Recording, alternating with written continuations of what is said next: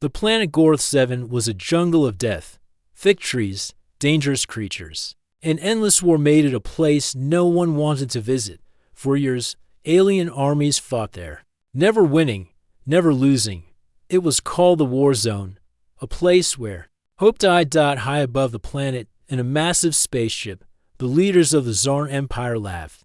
"Let's drop a human into the Warzone," said one. Just one. No weapons, no backup. The others cheered.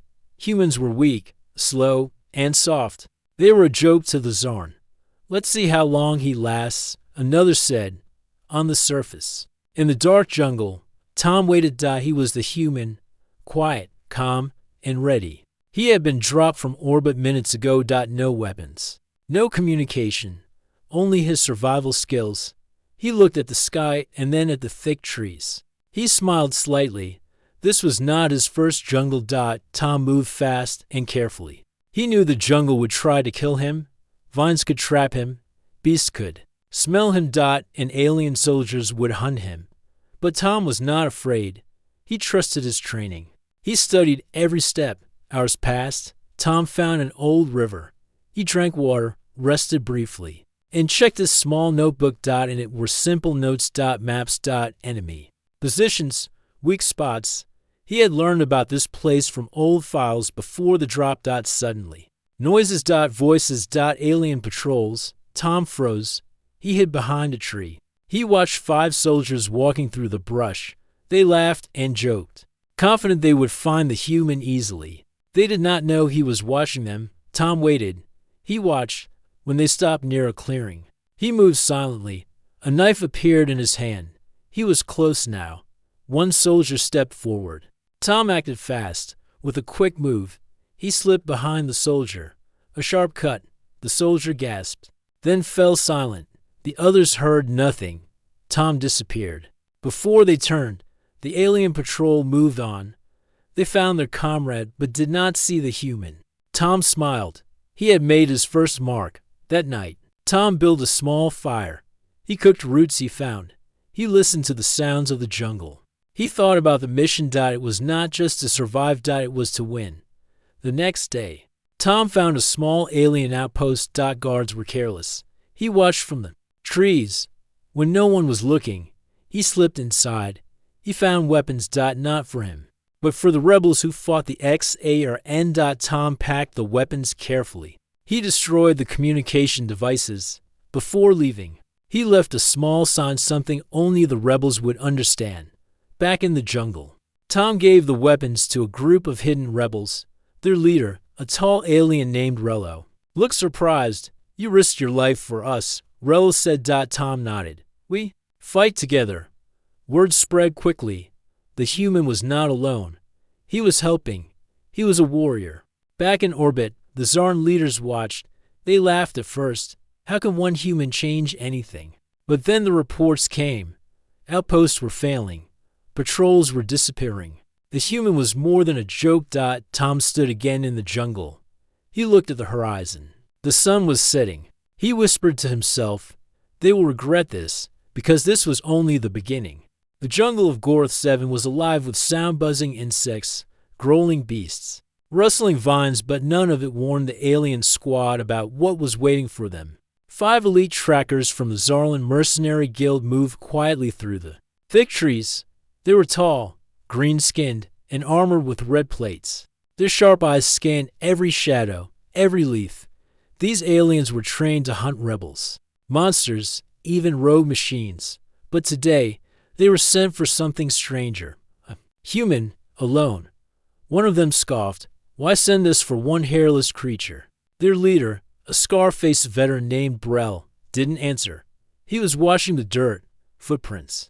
Light, careful, almost invisible. But they were there. "He's not running," Brell said slowly. "He's circling us." Before the others could react, one of their squad let out a scream. They turned and saw him, hanging upside down from a tree. Ropes tied around his limbs. His helmet was cracked. Blood had dried across his chest. His mouth was still open in shock. Brell swore under his breath, "He's toying with us." But then the tracker twitched. He was alive. They rushed to him. tried to cut him down, but the vines moved. No, not vines, tripwires. One merc sliced through. A wire and a branch swung down hard, knocking him flat. Gas hissed from hidden holes in the trees. Thick, yellow smoke clouded their vision. Fall back. Brel shouted to late. From the smoke, a blur moved fast, silent. Something slammed into the second mark's neck. A knife. Another cry. The third tried to fire, but his weapon was jam-coated with tree sap. Tom had smeared it during the night. Without them even noticing, only Brel and one merc remained. They backed into a circle, weapons drawn, panting. Then the smoke cleared. And there he stood. Tom. Just one man, wearing faded armor, a dirty scarf around his neck, a jungle knife in one hand. Calm eyes, no anger, no fear. You picked the wrong forest, Tom said quietly. The last merc lunged. Tom stepped aside, caught his arm, twisted, and brought the hilt of the knife down on his helmet. The alien dropped. Brel fired 3 shots, dove sideways, rolled, and disappeared into the underbrush. Silence. Brel turned slowly back to the tree where the first merc still hung. He was gone. The vines were cut. A whisper in the trees. You're the last one. Brel spun, fired wildly, panic rising. His shots hit nothing. Then, behind him, a sharp pain. Tom had dropped from above, slamming his shoulder into Brel's back. The merc leader hit the ground. His weapon slid out of reach. He looked up to see Tom crouching over him. Tom didn't speak. He pulled out a small black box from his belt and activated it. A drone zipped out from the trees. One of the enemy's own scout drones were programmed. The drone hovered, recording. Tom leaned close to Brel. You'll live, he said. Tell them what you saw. Tell them what's coming. Brel didn't argue. He was shaking. His pride was gone. Tom stood and vanished into the jungle. In orbit above the planet. Inside a floating command center, high-ranking Zarn officers were gathered around a glowing screen. They watched the video feed from the stolen drone. What is this? One asked, voice shaking. An intelligence officer looked pale. That human. He took out an entire squad with vines, smoke, and a knife. Where's the rest of his team? There is no team, the officer whispered. It's just him. One Zarn general laughed nervously. No soldier can fight alone on Gorth 7. Not like this. This must be staged. The room went silent. On the screen, they saw Tom walking calmly through the jungle. He paused only to sharpen his knife on a stone. His face was relaxed, focused, not tired, not even stressed. This is not a soldier, one officer said at last. This is something else. They replayed the footage again and again, every movement, every choice. No mistakes, no waste. A name appeared in the corner of the file. Thomas Kane, human, former recon unit, Earth Division 9. Discharged classified. Another officer clicked into the old Earth files. Many were redacted, but one phrase remained. Survival expert, mission success rate, 100%. Last known action, blackout operation. Enemy casualties, 413. Human casualties, 0.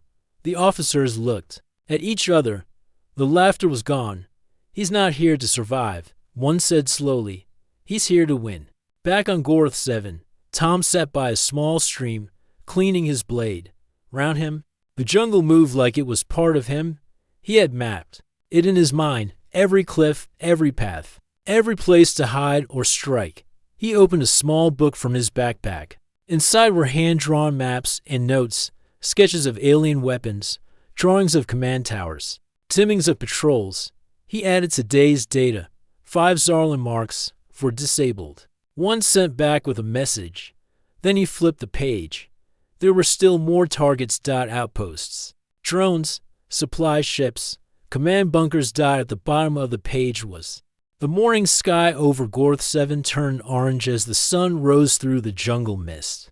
Birds screeched, giant insects crawled on trees, and somewhere in the thick undergrowth, Tom was already moving.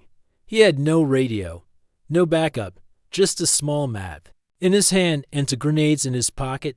Up above, a supply ship cut across the clouds, its engines leaving a loud trail behind. The ship was a standard Zarn supply runner bringing food, weapons, and soldiers to the central war base. Tom watched the ship from the top of a tree. He didn't blink. He checked his timing. The flight path was exactly as expected. His plan was simple.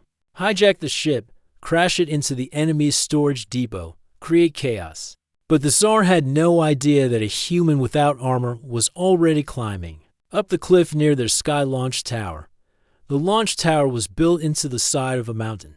Alien workers were loading boxes into cargo pods. 2 guards stood near a console, chatting and drinking from glowing mugs. Suddenly, both guards turned as the security system beeped. Sector 3, breach detected.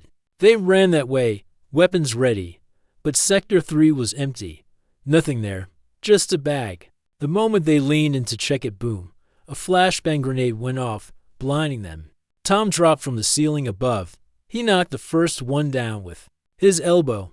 The second tried to shoot, but Tom kicked the weapon aside, swept his legs, and tied them both with cords. He didn't waste time. He entered the cargo bay. Inside were rows of alien crates, blinking with lights. Tom found one marked ship access codes. He smiled. 10 minutes later, the ship took off with Tom inside. Inside the control room in orbit, alarms rang. Supply ship S-44 is off course. The Zarn commander shouted, "Who's the pilot?" "No." Response from the crew, "Sir, is it under attack?" "No. It's flying clean.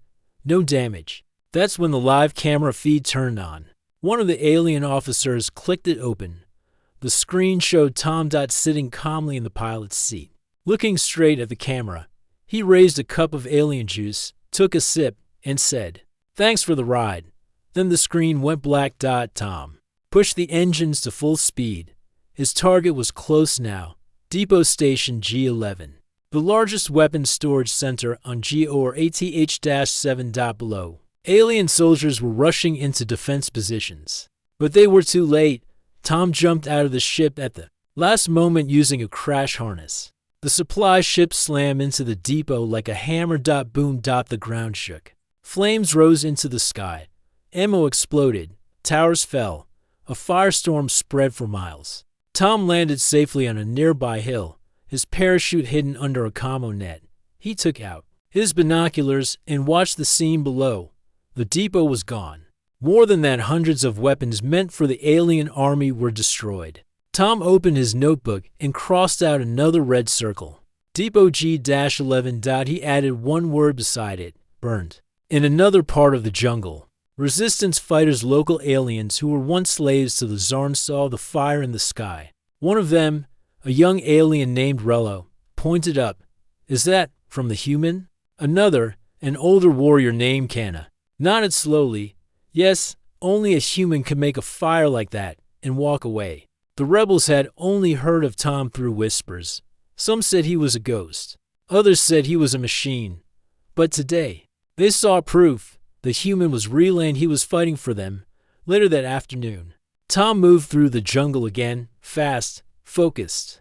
A small drone hovered beside him. It was one of the enemy's own, reprogrammed to follow him and send false data back to Zarn Command. As Tom walked, he used the drone to deliver new packages to the rebels, food, tools, and stolen weapons from the wrecked depot. Small groups of aliens began fighting back. Across the planet, patrols were ambushed, guard posts vanished. What started as fear was now turning into hope. And it all started with one human. Inside the Zarn warship orbiting Gorth 7, the generals were panicking. How did he take a ship? Why didn't the depot have defenses? He used our own drones. He's spreading weapons to the rebels.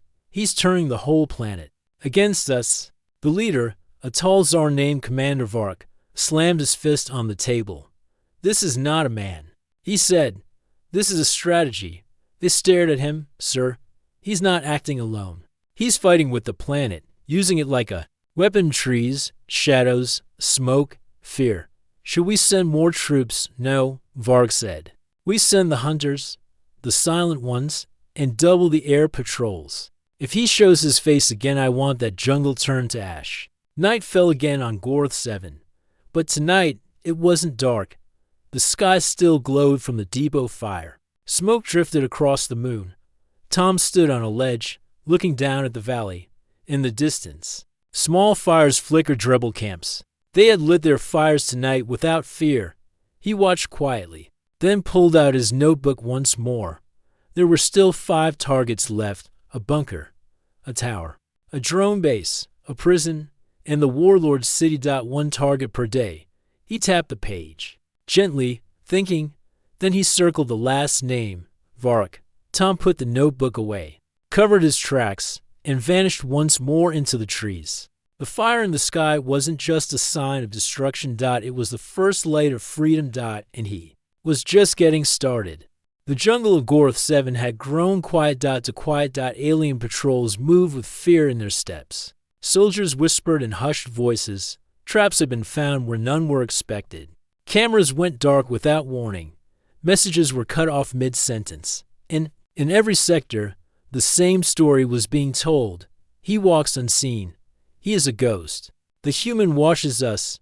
The fear was spreading faster than fire. Deep inside the thick jungle, Tom moved like part of the forest. No sound, no light, no trail.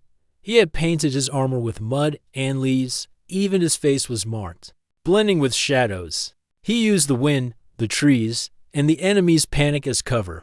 He was heading toward his next target, a command bunker hidden under the roots of an ancient mountain tree. From there, the enemy controlled hundreds of drones and satellite eyes. If Tom could shut it down, the alien army would go blind. He reached the outer area just before midnight, for guards stood watch, but they were lazy now. After the depot attack, many believed Tom wouldn't strike again so soon. That was their mistake. Tom studied them from a tree above. He waited. 10 minutes. 15. Then the moment came. A wind blew. A leaf fell. And Tom dropped with it, silent as a shadow. The first guard never saw him. Tom struck with a small dart, putting him to sleep. The second turned, but Tom hit his helmet with a blunt stick, knocking him out. The last ran toward the noise. Bad decision. Tripwire. Hidden by leaves. One fell into a pit. The other hit a tree and blacked out. 4 down. No noise. Tom walked into the bunker. Inside, alien officers were drinking and watching screens. Most were tired. Some were even laughing, thinking they were safe underground. Then the lights flickered. Screens blinked. One by one. Went dark. What's happening? A loud alarm rang. Emergency. Breach in the main door. Officers rushed to grab weapons, but the door didn't open. Smoke poured through the vents. Flashlights clicked on. Shadows moved. And then silence. Tom stood at the control room's center. He didn't speak. He didn't need to. He placed a small black cube on the console, pressed a button. The cube beeped, and the entire system shut down. The drones were offline. The satellites went dark. The alien eyes were blind. He left without a sound. The next morning, across Gorth 7, patrols noticed something strange. No signals, no drone coverage, no command from above. And across every village, the rebels smiled. At a small rebel camp in the eastern jungle, Rel stared at the silent sky. He looked at Canna. Is it true? The drones are really gone? Canna nodded. The ghost did it? That human?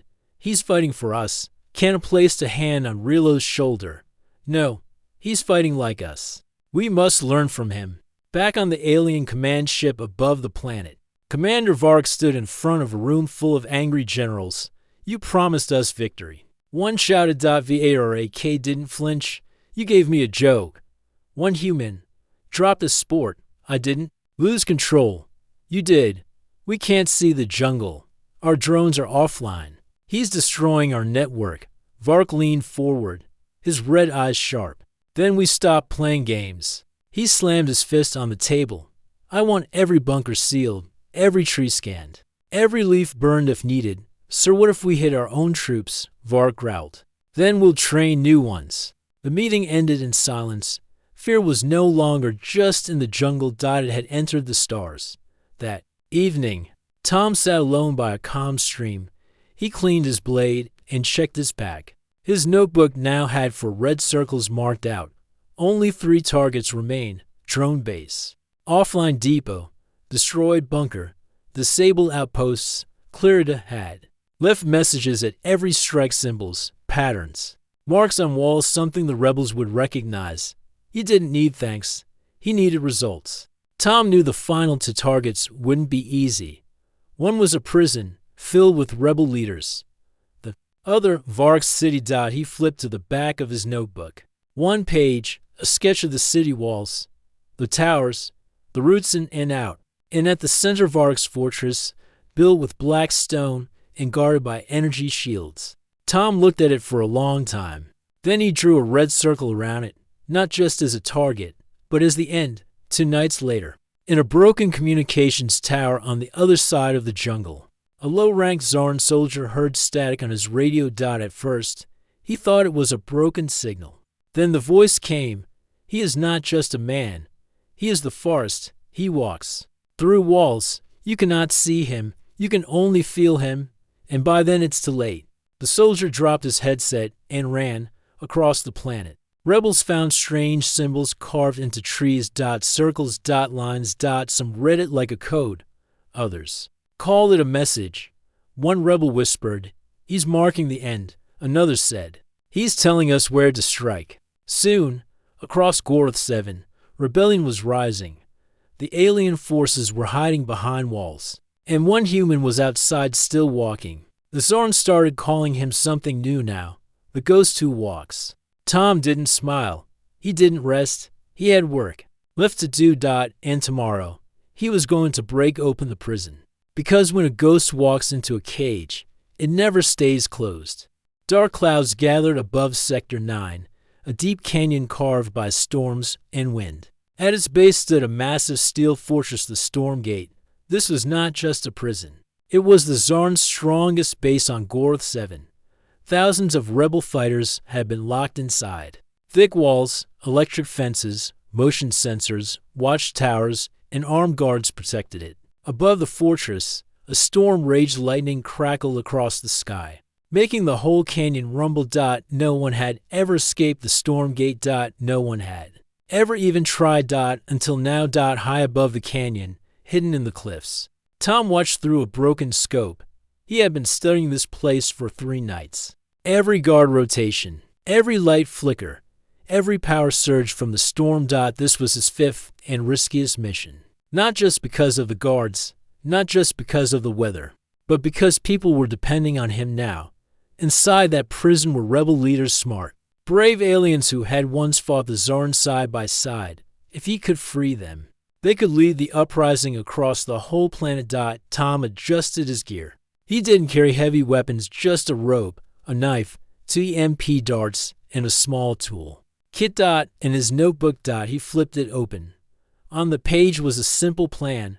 Cut power, open gate, get the leaders out, leave before sunrise. The Storm Gate's power came from Skyrod's long towers that captured storm energy and turned it into electricity. At the edge of the canyon, Tom climbed a rod like a spider. Gripping the metal with sticky gloves, rain fell. Hard, wind pushed, but he moved steady. He reached the control box and opened it with a small spark tool. Inside, blinking lights warned of high energy. Tom ignored them. He removed 2 wires, inserted a small chip. The lights turned red. Power grid down. In 10 seconds. The lights across the fortress flickered. In 30 seconds, the security fence failed. In 1 minute, the main gate made a loud click. Inside the prison, confused guards shouted into their radios. No response from Tower 2. Energy shield is failing. Who shut down the rods? Then, a new voice echoed through the prison. Not from a speaker, from the darkness. Time to leave. One guard turned and saw a human standing in the hallway, just for a moment, then gone. The guard dropped his weapon and ran. Inside cell block 9, a tall rebel named Raga stood up as the lock on his door opened. He blinked in disbelief. The doors of the prison were opening one by one. Raga stepped out into the hallway. Other prisoners followed, confused, but ready. And then they saw him, Tom. He walked through the cell block calmly, handing tools to the prisoners. He didn't speak much, just nodded, checked corners, and kept moving. Raga ran to him. "You're the ghost, the human. Tom nodded. We have 10 minutes. After that, backup arrives. Raga looked around. What's the plan? Tom handed him a map drawn on scrap paper. You lead them north. Stay low. I'll distract the guards. Raga stared at him, alone. Tom smiled slightly. That's how I work. Outside, alarms rang. The Tsar had figured it out. Elite troops were on the way. Flying vehicles roared through the sky. Searchlights flashed across the canyon. Orders were shouted from command towers. But the prisoners were already on the move through the back tunnels, guided by Tom's map and the silent signals he had painted on walls earlier. Tom stayed behind. He ran toward the gate and lit a flare. The guards spotted him there. The human, Tom ran full speed, dodging blasts and jumping over crates. He ducked behind a metal tower, pulled out his EMP dart, and fired it at a searchlight. Pop. Light gone.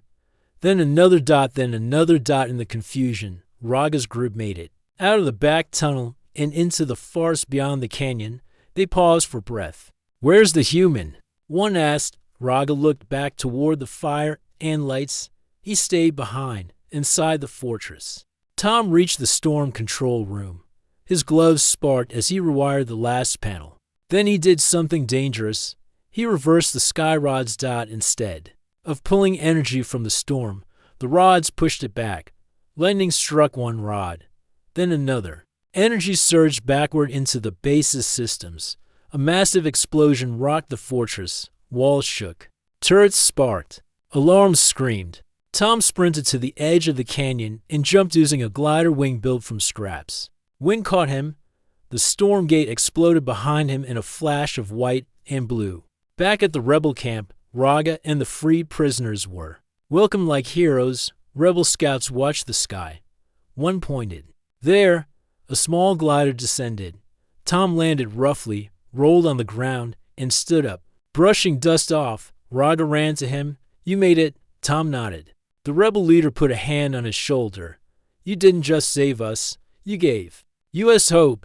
Tom looked at the campfires, the growing numbers, the new strength in their eyes. Then he said, we have one more to go. Up in the Zarn command ship, Vark watched the live feed.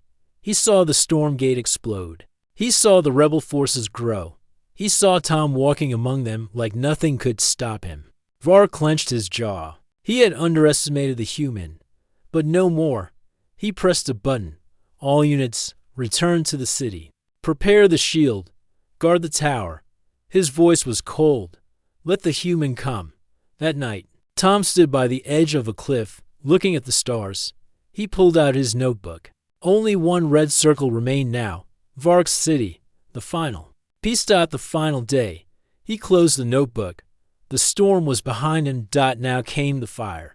The city of Gorth 7 was quiet, but the silence was sharp like a blade. Everyone knew what was coming. Only one figure stood between the rebels and victory now, General Vark, the last and most dangerous warlord of the Zarn Empire on this planet. He was cruel, smart, and strong. His armor was black with red markings. His eyes cold and sharp like knives. He ruled the city like a dark king, and no one dared to challenge him until now. In a small ruined building near the city's edge, Tom prepared for his final mission. He checked his equipment carefully, his knife, a small energy pistol he had stolen, and a few gadgets made from broken alien tech. He studied the city map, memorizing the paths to Vark's fortress. The plan was simple but dangerous. Sneak into the city disguised as a mechanic. Sabotage the city's shields and weapons quietly. Find Vark and end the war. Tom moved like a shadow through the city streets. He wore dirty clothes and carried a tool bag to look like a worker. Soldiers passed by without a second glance. He smiled slightly. Sometimes the simplest disguise was the best. First, Tom headed for the shield generator, a tall tower glowing with blue energy. Inside, machines hummed and lights blinked. Tom carefully opened a panel and began working. His fingers moved fast, rewiring circuits and disabling power sources. The shields flickered and then went dark. Outside, alarms started ringing. Soldiers shouted, searching for the cause. But Tom was already gone. Next, Tom moved to the weapon depot. Here, the Zarn stored their heavy artillery and ships. If he could sabotage these, Vark's forces would lose their strongest weapons. Tom entered the depot through a side door. He planted small explosives at key points. He set timers and left quietly. Suddenly, footsteps approached. Tom hid behind a crate. A soldier entered, talking loudly on a radio.